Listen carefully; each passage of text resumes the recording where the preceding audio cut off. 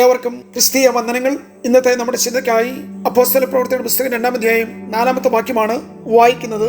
എല്ലാവരും പരിശുദ്ധാത്മാവ് നിറഞ്ഞവരായി ആത്മാവ് അവർക്ക് ഉച്ചരിപ്പാൻ നൽകിയതുപോലെ അന്യഭാഷകളിൽ സംസാരിച്ച് തുടങ്ങി. നാം ഈ ദിവസങ്ങൾ തുടർമാനമായി ഈ പുസ്തകത്തിൽ നിന്ന് പരിശുദ്ധാത്മാവിന്റെ പ്രാധാന്യതയെക്കുറിച്ച് പഠിക്കുവാനിടയായി തീരുന്നു. പ്രവൃത്തിയുടെ പുസ്തകം മറ്റേതൊരു ബൈബിൾ പുസ്തകങ്ങളിൽ നിന്നും പരിശുദ്ധാത്മാവിന്റെ ശക്തിയെക്കുറിച്ചും അതിന്റെ വ്യാപാരത്തെക്കുറിച്ചും അതിന്റെ പ്രാധാന്യതയെക്കുറിച്ചും സുവിശേഷീകരണത്തിൽ ആത്മാവിന്റെ പങ്ക് എന്നിവയെല്ലാം നമുക്ക് ഈ അധ്യായങ്ങൾ തുടർമാനമായി കാണുവാൻ കഴിയും. പരിശുദ്ധാത്മാവിനെ ഒഴിവാക്കിക്കൊണ്ടുള്ള ഒരു പാസേജും ഈ പുസ്തകത്തിൽ ഇല്ല എന്ന് തന്നെ പറയാം. അതുകൊണ്ടാണ് ആത്മ നടത്തിപ്പ്, പരിശുദ്ധാത്മാവിന്റെ നിയോഗങ്ങൾ, പരിശുദ്ധാത്മാവിന്റെ നിർണയങ്ങൾ, പരിശുദ്ധാത്മാവിന്റെ വിധികൾ, ആത്മാവ് പ്രേരിപ്പിച്ചു, ആത്മാവ് ശിഷ്യന്മാരെ വഴി നടത്തി, ആത്മാവ് നൽകുന്ന വിശുദ്ധ ദർശനങ്ങൾ പരിശുദ്ധാത്മാവിനും ഞങ്ങൾക്കും ബോധ്യമായി. ഇതെല്ലാം ഈ പുസ്തകത്തിൽ നമുക്ക് ആവർത്തിച്ച് കാണുവാൻ കഴിയും. ഇന്നത്തെ നമ്മുടെ ഈ പ്രഭാത ചിന്തയിൽ എല്ലാവരും പരിശുദ്ധാത്മാവ് നിറഞ്ഞവരായി. ഇത് ഇന്നിന്റെ ഒരു ആവശ്യമാണ്. വളരെ കാലിക പ്രസക്തമായ ഒരു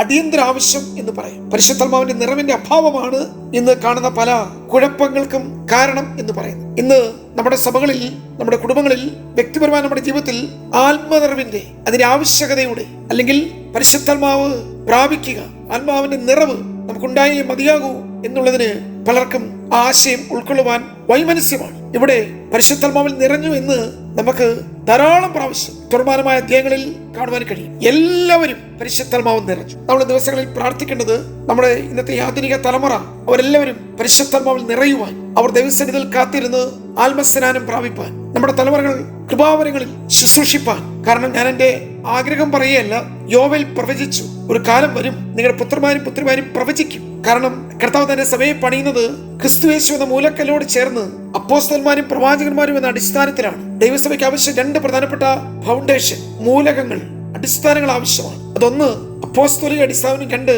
പ്രവാചക അടിസ്ഥാനങ്ങളുമാണ്. നമ്മുടെ സഭയുടെ അപ്പോസ്തലൻ എവിടെ?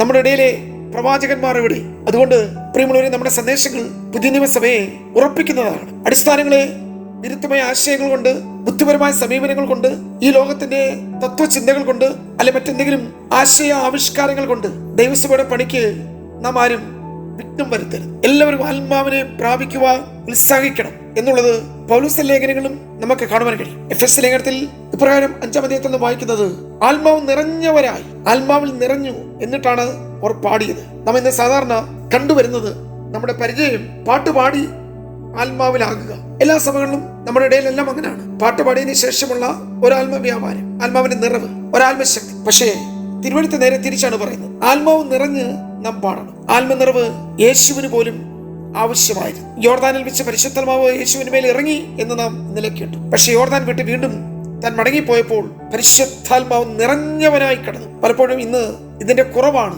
എല്ലാ പ്രശ്നങ്ങളുടെയും അടിസ്ഥാന കാരണം. ആത്മനിറവിന് പകരം അതിന് ശോഷണവും കുറവും സംഭവിച്ചു. പലർക്കും പരിശുദ്ധാത്മാവ്, കൃപാവരങ്ങൾ, ആത്മപകർച്ച, ഉണർവ് എന്നൊക്കെ കേൾക്കുമ്പോൾ തന്നെ അതൊക്കെ അരോചകമായി ഇന്നത്തെ ഈ പോസ്റ്റ് മോഡേണിറ്റി അല്ലെങ്കിൽ അത്യാധുനികമായ ഈ ഒരു കാലഘട്ടത്തിൽ ഇതിനൊക്കെ ആവശ്യമുണ്ടോ എന്നുള്ള ചിന്താഗതി ഉള്ളവരാണ് പലരും. പക്ഷെ പ്രിയമുള്ളവരെ, അപ്പോസ്തല പ്രവൃത്തിയുടെ ചരിത്രം അവസാനിച്ചിട്ടില്ല, അത് തുടരുകയാണ്. എന്തുകൊണ്ട് പരിശുദ്ധാത്മാവിന്റെ പ്രാധാന്യത ഈ പുതിയ നിയമത്തിൽ ഇത്രയധികം കാണുവാൻ കഴിയും? കാരണം നാം ജീവിക്കുന്നത് നമ്മുടെ സ്വന്തം ഇഷ്ടത്തിന്റെ ഒരു ജീവിതമല്ല, ഇതൊരു ആത്മീക ജീവിതമാണ്. ആത്മീയ ജീവിതത്തിന് ആത്മീക ജീവനാണ് ആവശ്യം. അതെനിക്ക് ലഭിച്ചത് അതിക്രമങ്ങളാലും പാപങ്ങളാലും മരിച്ചിരുന്ന എന്നെ ആത്മാവാണ് എന്നെ ജീവിപ്പിച്ചത്. ദൈവവചനത്തിന്റെ സഹായത്താലും പരിശുദ്ധാത്മാവിലുമാണ് ഞാൻ ആത്മാവിൽ നീതീകരണം പ്രാപിച്ച് എന്റെ ആത്മീയ മനുഷ്യൻ കർത്താവുമായുള്ള ബന്ധത്തിൽ ഒന്നായി തീർന്നത്. ക്രിസ്തു സമാനമായ ജീവിതം എനിക്ക് തുടരണമെങ്കിൽ പരിശുദ്ധാത്മാവിന്റെ ഉള്ളിൽ വസിച്ചെങ്കിലേ കഴിയത്തുള്ളൂ. അതുകൊണ്ട് പ്രിയമുള്ളവരെ, ഇന്ന് നമുക്ക് എന്താണ് ഇതിന്റെ ഇമ്പോർട്ടൻസ്, എന്താണ് ലേഖനങ്ങളിൽ പരിശുദ്ധാത്മാവിനെ കുറിച്ച് അപ്പോസ്തലന്മാർ പറഞ്ഞത് എന്ന് നാം ചിന്തിക്കുമ്പോൾ അപ്പോസ്തല പ്രവൃത്തിയിൽ തന്നെ നാം കാണാൻ കഴിയുന്നു.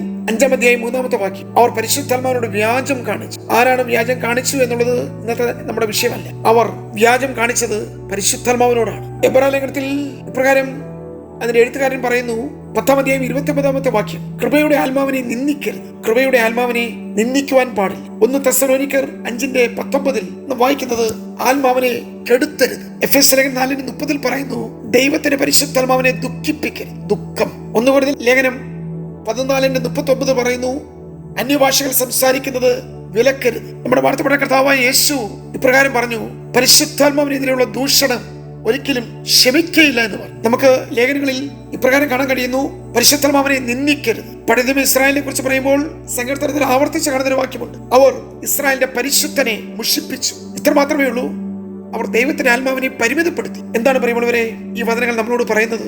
ഈ ഭൂമിയിലും വരുവാനുള്ള ലോകത്തിലും ക്ഷമ കിട്ടാതെ പോകുന്ന വലിയ പാപങ്ങളിൽ ഒന്നാണ് പരിശുദ്ധാത്മാവിനെതിരെയുള്ള ദൂഷണം, പരിശുദ്ധാത്മാവിനെതിരെയുള്ള ദുർഭാഷണം. കാരണം പൗലോസ് ലേഖനങ്ങളിൽ പരിശുദ്ധാത്മാവിനെ കുറിച്ച് ഇങ്ങനെ വളരെ ആഴത്തിൽ തൂത് എഫെസ്യ ലേഖനത്തിൽ അപ്പോസ്തലൻ വിവരിക്കുന്നു. പരിശുദ്ധാത്മാവ് അച്ചാരമാണ്, വീണ്ടെടുപ്പ് നാളിലേക്കുള്ള ഒരു മുദ്രയാണ്, അടയാളമാണ്. എന്താണ് അച്ചാരം, എന്താണ് അടയാളം? ഔദ്യോഗിക രേഖ എഴുതിയ ഒരു ഡോക്യുമെന്റിൽ സർക്കാരിന്റെ ഒരു മുദ്ര സീൽ പതിപ്പിച്ചാൽ അതിന്റെ അർത്ഥം അത് പിന്നെ കേവലം ഒരു കടലാസല്ല. ആ പേപ്പറിന്, അധികാരപത്രത്തിന് അതിന് മൂല്യമുണ്ട്. ആ മുദ്രയുടെ പിന്നിൽ പ്രവർത്തിക്കുന്നത് ഏത് ശക്തിയാണോ, ഏത് വ്യക്തിയാണോ, ഏത് പ്രസ്ഥാനമാണോ, അതിന്റെ മുഴുവൻ വിലയും ആ പേപ്പറിലുണ്ട്, ആ ഡോക്യുമെന്റിലുണ്ട്. എന്താണ് അച്ചാരം എന്ന് പറയുന്നത്? നമ്മുടെ അവകാശത്തിന്റെ അച്ചാരമായ വാഗ്ദത്തത്തിൽ പരിശുദ്ധാത്മാവിനാൽ മുദ്രയിട്ടിരിക്കുന്നു. അത് ഇത്ര മാത്രമേ ഉള്ളൂ.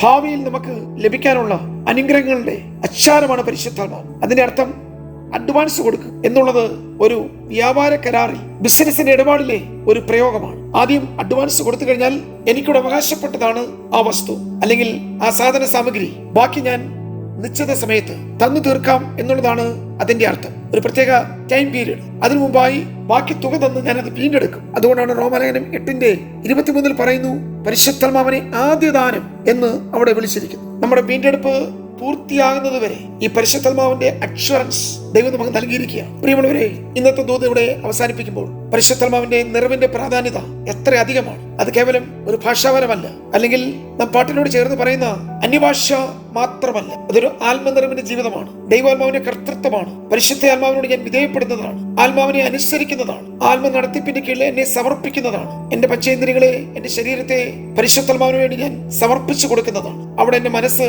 ഇച്ഛാ, വികാരം, എന്റെ താല്പര്യങ്ങൾ, ഇഷ്ടങ്ങൾ, എന്റെ പ്രാധാന്യത എല്ലാം പരിശുദ്ധാത്മാവാണ് കൺട്രോൾ ചെയ്യുന്നത്. ഇപ്രകാരം ഒരു ജീവിതം, ആത്മനിറവിന്റെ ജീവിതം, നമ്മൾ അതിനെ ജയ ജീവിതം എന്ന് വിളിക്കുന്നു. നിശ്ചയമായും നമുക്ക് ഉണ്ടാകും അതിനുള്ള ഒരു ആഗ്രഹം, വാഞ്ച നമുക്കുണ്ടാകട്ടെ. ദൈവമേ കർത്താവേ സഹായിക്കട്ടെ. God bless you.